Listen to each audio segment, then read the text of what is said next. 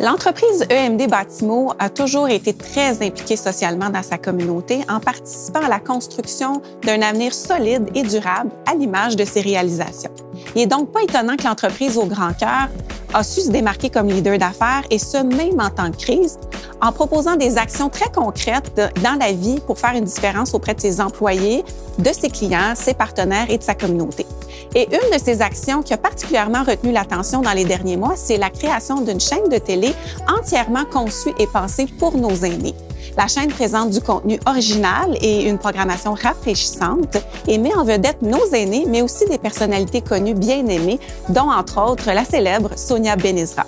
Aujourd'hui, je vous amène visiter les studios de Créa TV en compagnie du coprésident de EMD Bâtimo, Francis Charron. Merci Francis de nous recevoir dans vos superbes studios de Créa TV. En fait, à la base, vous êtes une entreprise, vous êtes un chef de file EMD Bâtimo en construction et en immobilier au Québec. C'est un contraste assez important avec la télévision. D'où vous est venue l'idée de créer une chaîne télé? En fait, c'est un contraste, oui, mais notre raison d'être, c'est de faire la différence dans la vie des gens. Puis, on a au-dessus de 3000 unités pour personnes retraitées. Et le confinement a fait en sorte qu'il y a eu beaucoup d'anxiété, beaucoup de peur. En fait, les personnes retraitées mouraient à chaque journée. Et les personnes regardaient les chaînes de nouvelles du matin au soir. Et c'était toujours de savoir quelle était la plus mauvaise nouvelle des mauvaises nouvelles.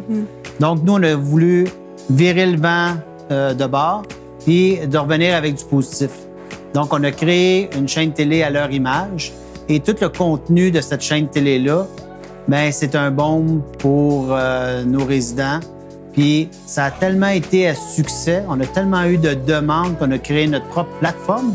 Et là, on offre notre contenu un peu à la Netflix à toutes les personnes du Québec. En ligne, donc. En ligne. Justement, la programmation, ça ressemble à quoi? La programmation est très variée. On part avec une tête de fiche avec Sonia Benezra. Sonia qui a été mon coup de cœur. En fait, j'ai beaucoup de coups de cœur, mais Sonia, elle est en mission présentement pour redonner les lettres de noblesse à nos aînés. En fait, je voulais savoir aussi comment vous avez fait pour mobiliser vos employés autour d'un projet aussi ambitieux que de créer une chaîne télé. Ça, c'est une autre histoire. En fait, au début, c'était vraiment l'idée originale était de partir une thématique de souper. Fait qu'au lieu d'aller souper à la salle à manger, on était en diffusion seulement dans nos résidences avec la chaîne de la caméra d'entrée. Et on a approché Marco Cagliari pour faire un spectacle d'une soirée italienne. Et notre chef cuisinait d'italien, spaghetti, lasagne, apportait ça aux appartements. Verre de vin italien, spectacle de Marco Cagliari avec une sommelière qui faisait la dégustation du vin italien qu'on avait donné à tout le monde.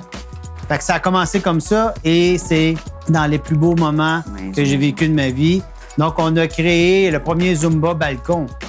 Ça a fait le tour du Canada. Si on le prend hors contexte, puis qu'on fait danser des personnes sur leur balcon, ça n'a pas sa raison d'être. Mais quand on est en confinement et que là, tout le monde embarque dans le concept et qu'on fait danser les mêmes personnes sur le balcon, les joies, les pleurs, et ça a fait le tour du Canada pour danser sur le balcon. Et quand on a vu la profondeur de la détresse de nos aînés, et c'est là qu'on a mis vraiment de fil en aiguille Paroles de sage, dont animé par Maxime Charbonneau, qui est un être incroyable. Donc, dans le fond, la pandémie a été un peu un prétexte pour initier un genre de projet comme ça, mais c'est quelque chose que vous allez perdurer dans le temps, j'imagine. Ce que la pandémie a créé auprès de nos aînés a été le seul prétexte de débuter de façon artisanale le mouvement télévisuel qu'on est rendu par les entremises des médias sociaux, par l'entremise de nos chaînes qu'on a créées à l'intérieur de nos résidences. Bien, merci beaucoup, Francis. Félicitations à toute l'équipe pour ce beau projet-là. C'est vraiment très inspirant. Merci beaucoup.